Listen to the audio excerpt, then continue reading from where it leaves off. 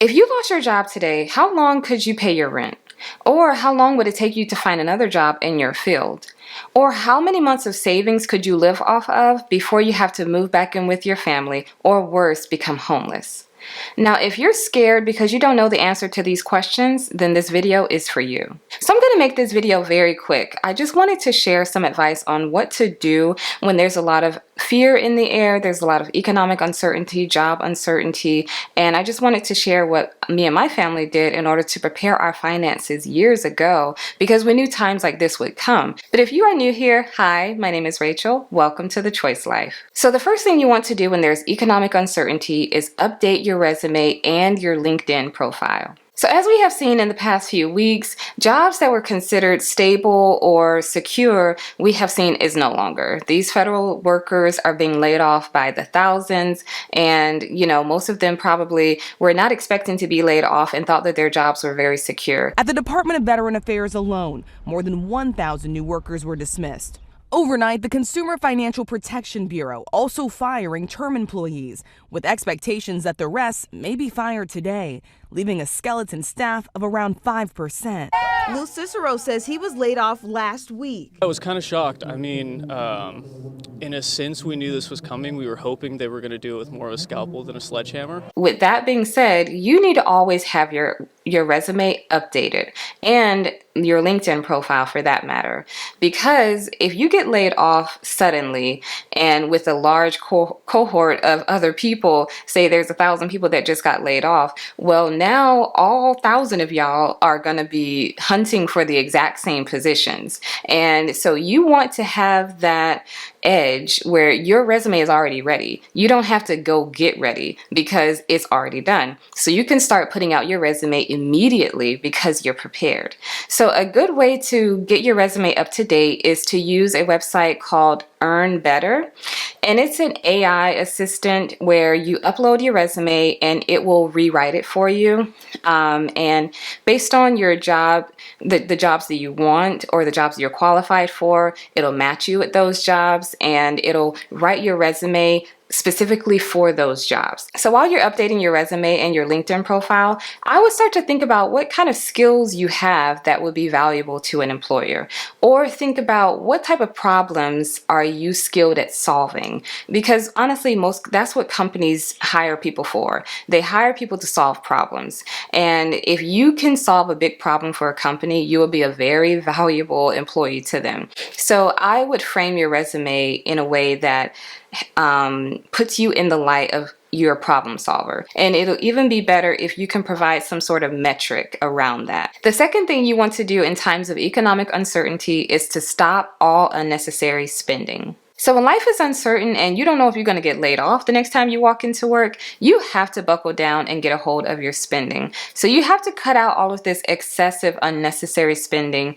So you may not be able to do as much DoorDash as you used to, or you might have to cut back on these Amazon shopping purchases and things like that. You might also want to postpone any major spending that you previously had planned. So if you have a big vacation coming up, or if you were thinking about buying a new car, you might want to kind of just postpone that until you get a read on what's happening in the job market or what's happening in the economy, especially if you are planning on doing these things with debt. That is the last thing you want to do in times of economic uncertainty, is to take out more debt, because if you do end up losing your job, how are you going to pay for those monthly payments? And if you don't believe me, go ahead on to TikTok and look at all these people getting their car repossessed.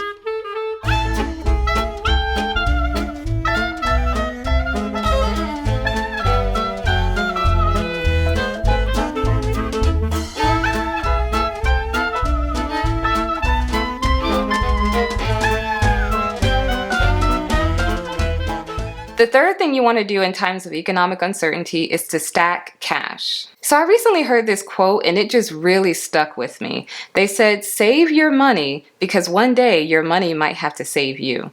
And I was like, man, that hit deep.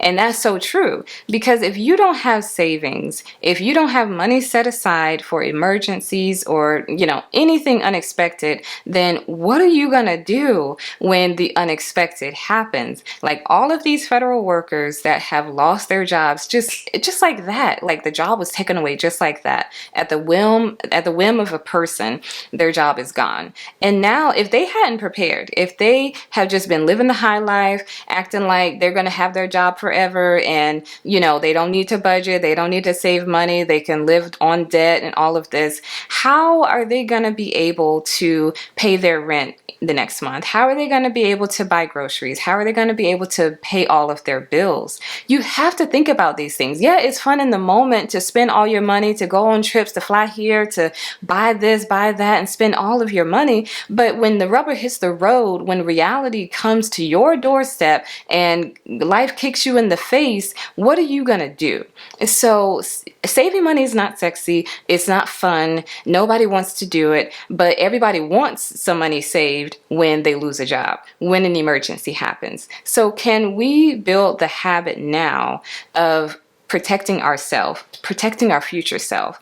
Can we start to put money aside now, having a little bit of delayed gratification, and go ahead and protect ourselves in the future? If you followed my advice in the previous step and you cut back on your expenses, then you will have more money to save. So what I would do is start with an emergency fund. Try to fund your emergency fund, and typically it is advised that you have about 3 to 6 months of living expenses. So you make the choice with how much you want to have saved, but at least start somewhere. And as you're saving this emergency fund, I want you to put it in a high yield savings account. Don't just leave it in your bank savings account where they're not paying you any interest and you're already losing purchasing power because of inflation. I want you to put it in a high yield savings account where you make some interest on it and you can at least keep up with inflation so you're not losing purchasing power for that money. And if you need a resource or an example of a high yield savings account, I will link my favorite high yield savings account in the description below. So the fourth thing that you can do in times of economic uncertainty is pay down your debt. So like I said earlier, now is not the time to be taking out more debt. It is not the time to finance a new car. It is not the time to be putting furniture or a vacation on a credit card, because debt adds more risk into your life. So the less debt you have, the less risk you have, and the more money you have in your pocket. So something you can do in order to pay down your debt faster and more efficiently is to do a credit card balance transfer. And basically what that means is the balance that you have on your current credit card, where you might be charged 28% interest, you move that balance to a 0% interest credit card. And the biggest thing though is you have to pay down the balance before that interest kicks in. And another thing that you can do is call your credit card company and ask them if they'll waive some fees or if they will drop your interest rate. So some companies will do it, some won't, but it's all a matter of you just calling and asking, because every credit card company has what's called a hardship program where they do things like that. They'll, waive fees or they will drop your interest rate, but it's only for a certain period. So it might be for a 3-month period, it might be for a 6-month period, where instead of a 28% interest rate, you might have a 12% interest rate. And honestly, that's a huge savings in interest. So call these companies and see if you can negotiate with them to get some fees waived or get your interest rate lowered. But in order for all of this to work, you have to commit to no longer using debt. So you have to stop racking up debt if you're trying to pay it down. So you have to stop using your credit card and commit to no longer opening up any new lines of credit. So the fifth thing that I would recommend you do in times of economic uncertainty is to get a side hustle. So I want you to build out a way to make more money. And what you're doing is you're creating your own job security. So I've seen so many people on social media kind of come on and complain about these jobs no longer being secure. Like these federal workers losing their jobs left and right, and we thought that those jobs were secure, or any other job that you would think, oh, that's a secure job. People are losing their jobs. And they're just complaining like, oh, you can't trust these jobs anymore. They're no longer secure. And honestly, no job has ever been secure. Like in the history of jobs, you are always at the whim of your boss or the owner of the company, and they change their mind, they want to close the company, your job is done. So no job has ever been secure in no economy. So it's always been a good idea to have multiple streams of income. So that's what I want you to think about and start planning out. How can you make more money? Because if you aren't dependent on one job, then you're more likely to be able to weather the storm of any layoff. Ultimately, the goal is to build skills because skills pay the bills. And if you have a valuable skill that somebody will pay for, it does not matter what the economy is, you will make money. So for example, I am a nurse, so that's a skill. I'm also a financial coach, so that's another skill. Also, I have this YouTube channel, and that's another high value skill because I'm learning how to create content. Content creation is a booming industry right now, and it's only going to get bigger in the next few years. I also am studying right now to learn another high value skill that I hope to monetize in the future, and I'll talk more about that in another video. But one thing about me is I learned that you cannot be basic anymore.